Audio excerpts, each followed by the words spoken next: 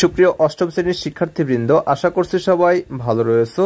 তো তোমাদের 2025 সালে জুনিয়র বৃত্তি পরীক্ষা অনুষ্ঠিত হবে। তো ইতোমধ্যে তোমরা জেনে গেছো তোমাদের মোট এখানে 5টি বিষয়ের উপর এই পরীক্ষা অনুষ্ঠিত হবে। সো এখানে তোমরা দেখতে পাচ্ছ 5টি বিষয় উল্লেখ করা রয়েছে। তো 5টি বিষয়ে মোট 400 নম্বরের উপর এই পরীক্ষা অনুষ্ঠিত হবে। তো এই ভিডিওতে আমি বাংলা বিষয়ে প্রশ্নের প্যাটার্ন ও প্রশ্নের মানবন্টন নিয়ে আলোচনা করব এবং পরবর্তীতে নমুনা প্রশ্ন সহ সম্পূর্ণ ডিসকাস করব। তো চলো প্রশ্নের প্যাটার্ন ও নম্বর বন্টন কীভাবে করা হয়েছে তা দেখে নেই। তো ভিডিওটি শুরু করার পূর্বে সবার কাছে রিকোয়েস্ট থাকবে, আমার এই চ্যানেলে তোমরা নতুন দর্শক হয়ে থাকলে অবশ্যই চ্যানেলটিতে সাবস্ক্রাইব করে পাশে বেল আইকনে ক্লিক করে অল ট্যাপ করে রাখবে।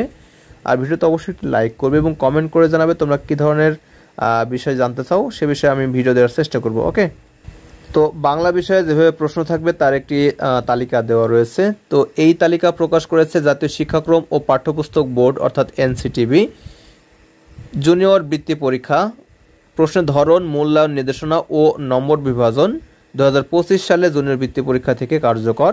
তো এখানে বিষয় রয়েছে বাংলা, বিষয় কোড উল্লেখ নেই, পূর্ণমান রয়েছে 100। এখানে সময় থাকবে 3 ঘন্টা। এখানে প্রশ্নের নম্বর ও প্রশ্নের ধরন ও নম্বর বিভাজন যা রয়েছে তা হচ্ছে বহু নির্বাচনী প্রশ্নের জন্য 20 নম্বর, সৃজনশীল প্রশ্নের জন্য 40 নম্বর, বর্ণনামূলক প্রশ্নের জন্য 10 নম্বর এবং নির্মিত অংশের জন্য 30 নম্বর বরাদ্দ। সকল প্রশ্নের উত্তর প্রদান করতে হবে, কোনো ডাবল প্রশ্ন দেওয়া থাকবে না বা অতিরিক্ত প্রশ্ন থাকবে না।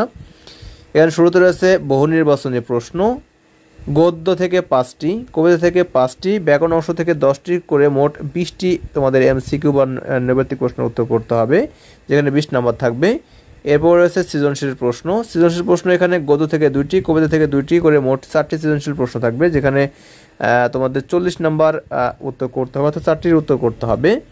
এরপর থাকবে বর্ণনামূলক প্রশ্ন। এখানে আনন্দ পাঠ থেকে একটি বর্ণনামূলক প্রশ্ন থাকবে, যেখানে 10 নম্বর থাকবে। প্রশ্নে 2টি অংশ থাকবে, ক অংশের জন্য 3 এবং খ অংশের জন্য 7 নম্বর বরাদ্দ থাকবে, অর্থাৎ 2টি অংশের প্রশ্ন থাকবে সৃজনশীল প্রশ্ন। এরপর রয়েছে নির্মিতি অংশ অর্থাৎ ব্যাকরণ অংশ থেকে যা রয়েছে তা হচ্ছে পত্র রচনা। এখানে একটি পত্র রচনা করতে হবে 5 নম্বরের জন্য। সারাংশ অথবা সারমর্ম থাকবে 5 নম্বরের জন্য।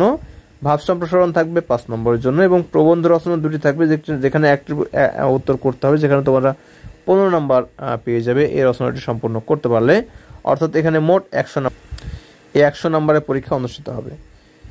তো আশা করছি ভিডিওটি বুঝতে পেরেছো। তো ভিডিওটি প্রথম থেকে শেষ পর্যন্ত দেখার জন্য অসংখ্য ধন্যবাদ। Thanks for watching this video. Thank you.